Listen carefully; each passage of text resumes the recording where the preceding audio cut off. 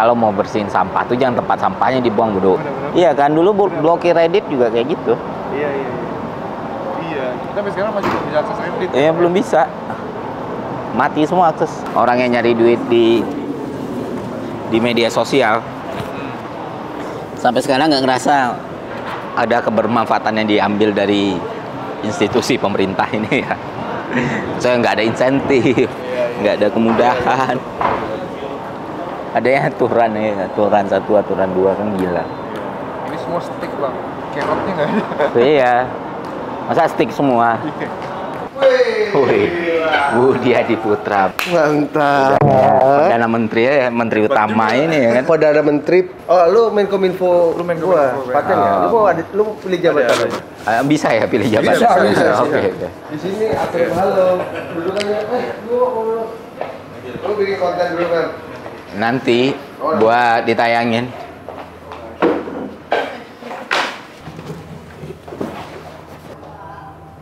Udah nih, Mbak? Oke. Thank you. Ferry, Pak.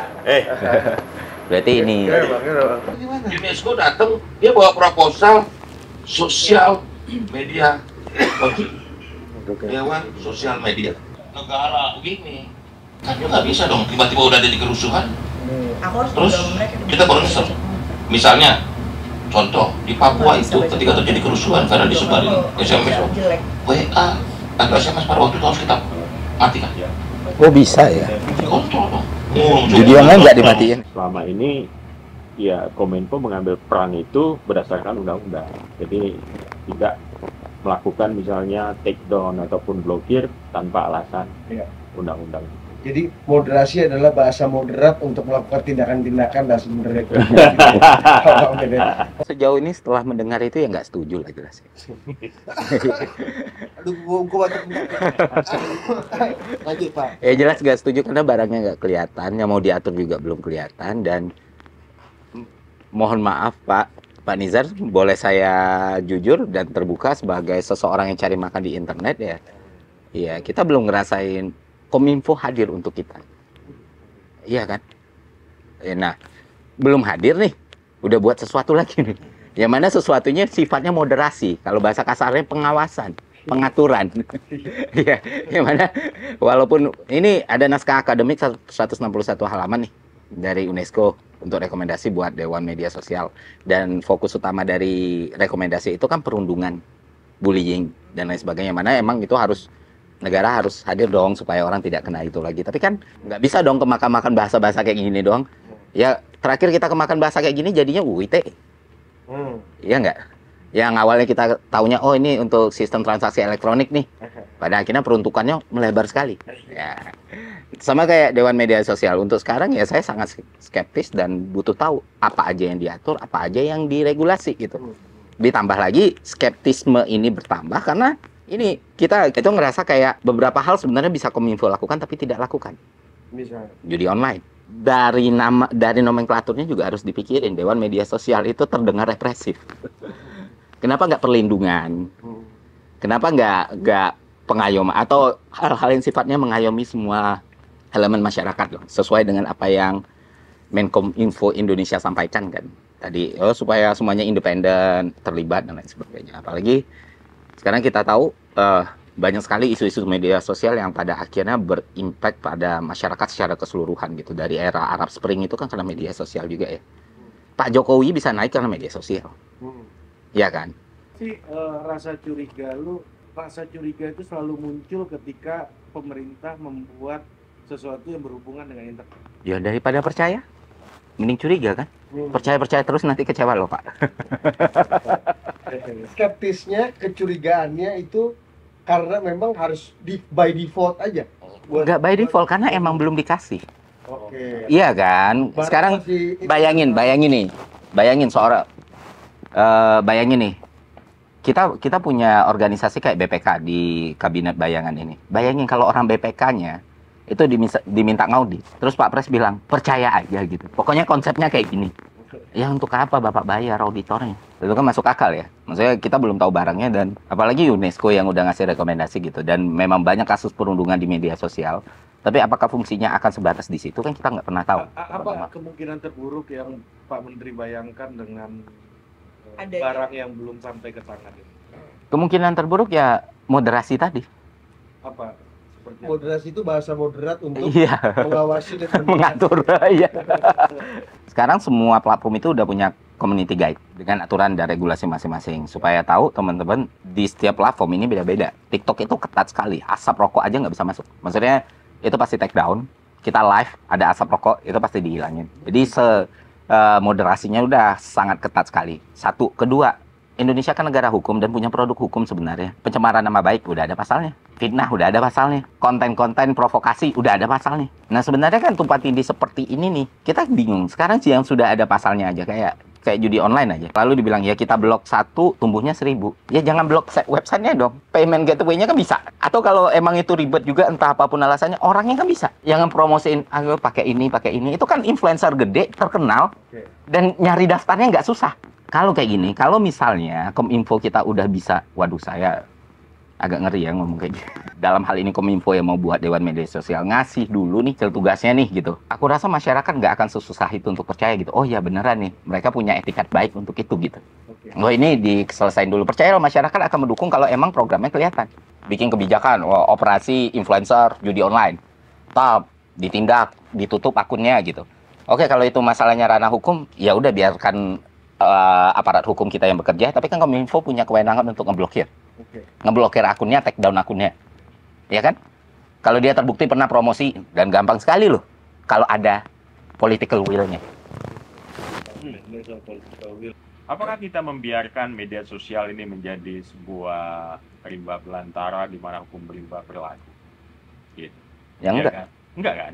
Ya kan udah ada aturan yang ada, Pak. Aturannya apa? Community guidelines yang Anda sebut itu. Enggak, apa yang mau diatur coba? Penghinaan nama baik seseorang kan udah ada dasar hukumnya yang ngatur. Kalaupun dia delik laporan kan udah ada dilaporin. Ada KUHP. Ada KUHP, ada UU ITE. Ya, itu kan saya udah sebutkan, Iya. sebutkan tadi itu soal gua ada perangkat aturan yang mengatur soal media sosial itu dan menjadi kewenangan Kominfo berdasarkan hukum. Kan itu saya udah katakan itu. Tetapi kemudian kan ada kritik terhadap itu dari masyarakat sipil, ya kan? Oh ini kok pemerintah sepertinya paling dominan untuk melakukan tadi apa katamu moderasi. Ya kan? Lalu kemudian untuk yang di platformnya community guidelines-nya itu kan seperti Pak Kominfo apa Pak Kominfo kita bilang ini gitu ya kan. Bayangan ya. Bayangan. Kalau yang asli itu tongkrongan Iya kan, itu kan beda-beda gitu ya. TikTok punya sendiri, Facebook punya sendiri, Instagram ikut dalam grup Meta dan lain sebagainya. Satu tidak dirumuskan oleh global platform yang pusatnya itu di English speaking countries, di mana normnya, di mana values-nya itu berbeda dengan Oh enggak Pak, tempat lain. kalau community guideline disesuaikan sama negara masing-masing Pak. Enggak, ini kan prinsip-prinsip umum yang ada di community guidelines itu disusun di English speaking countries awalnya. Tapi Gitu ketika loh. dia masuk ke satu negara, dia menyesuaikan aturan dan norms yang ada di berbagai negara. Misalnya di Indonesia nih, umpatan itu nggak akan bisa masuk Pak. Itu bisa. Nggak bisa ngomong jorok nih di TikTok, umpatan lokal nih. Misalnya, itu nggak akan, itu kena ban. Kita mungkin Torpel udah ngerasain ketika bikin thumbnail atau judul yang mengarah bahasa Indonesia loh, itu langsung $1 kuning kan. Tentu mereka melakukan penyesuaian dan adapt sama hal-hal yang ada di Indonesia. Dan benar aturan memang harus ada, tapi kan aturan yang selama ini udah muncul, itu kan sudah bisa, ya maksudnya kayak tadi, pencemaran nama baik udah ada undang-undangnya, ITE udah ada undang-undangnya, dan kalaupun harus dibuat Dewan Media Sosial ini, spiritnya tuh jangan cuma mengawasi dan mengatur, tapi memfasilitasi Pak. Nah, itu yang kita rasa kurang sama sekali nih. Kita butuh difasilitasi, kita butuh di guidance, kita butuh dilindungi. Justru itu dengan media sosial masuknya untuk memfasilitasi. Kan ada kritik, satu buat platform, satu lagi buat pemerintah dalam soal moderasi konten ini. Nah kita kan mendengar kritik itu. Ekosistem media sosial kita ini lebih baik, lebih sehat, kan gitu. Nah, kita sendiri kan punya komitmen yang sama lah dengan concern yang muncul di tengah masyarakat. Nah, masalahnya itu masyarakat yang diatur oleh community guidelines di platform ini itu menerima apa yang sudah diatur di sana. Lalu yang di sini diatur oleh pemerintah. Tetapi dua pengaturan ini belum tentu ini cocok ataupun belum tentu ini memenuhi semua aspirasi yang ada di masyarakat. Nah, lalu dengan siapa kita bicara? Maksudnya itu, dan dia nggak punya, dan mereka melakukan appeal segala macam, platform nggak mau tahu gitu. Terus kemana dia harus mengadu? Gitu, mungkin ke Ferry ya. Ferry mungkin bisa atur itu. Gitu. Ya tadi dominasi dari platform juga. Menarik sih kayak tadi Pak Nizar bilang masyarakat bisa ngadu ke Ferry, which is true. Mereka ngadu ke saya, Pak. Iya. Dan mereka ngadu, mungkin Mbak Budi, Bang Budi sama Bang Adi juga tahu betapa meresahkannya beberapa waktu terakhir influencer yang terafiliasi judi online. Which is kayak gimana masyarakat nggak skeptis ini aja, itu nggak bisa diberesin gitu loh. Apalagi kita bikin lewat media sosial yang kita nggak tahu juntrungannya kayak gimana, dan kita diminta percaya, sulit dong. Ya. Makanya kalau dibilang nanti ngadu ke Ferry, oke, silakan. Dan selama ini emang sudah mengadu ke saya karena fungsi ini tidak jalan. Dan apa yang bisa saya lakukan? Saya bukan pejabat, saya bukan menteri, bukan wakil menteri. Kita selama ini ngerasa apa yang kita buat itu dibatasi. Itu yang perasaannya. Mau itu benar atau enggak ya enggak. Apa kita buat, kita diregulasi A, kita diregulasi B, kita diregulasi C, kita kena tax, kita masuk galpot dan lain sebagainya. Nah, ditambah RUU penyiaran kemarin sempat rame. Nah, ada sentimen yang sangat-sangat sensitif. Ketika kita tahu, apalagi bahasa yang keluar itu Dewan Media Sosial gitu. Yang mana dalam peruntukannya itu akan jadi sangat lebih baik ketika memang dalam isinya kita dijelaskan urgensi perlindungan dan proteksi kepada korban-korban bullying misalnya. Dan fokus di situ aja dulu sebenarnya. Karena pada akhirnya orang Indonesia punya apa lagi selain internet? Kami punya apa lagi selain internet? Reddit diblok, Tumblr diblok. Nah, Twitter juga katanya mau ditutup. Nah, hal-hal kayak gini susah untuk membuat masyarakat diminta coba masyarakat mengerti. Tapi sampai sekarang kita belum dikasih tahu nih kenapa kita harus mengerti dan hasil dari kita mengerti itu apa.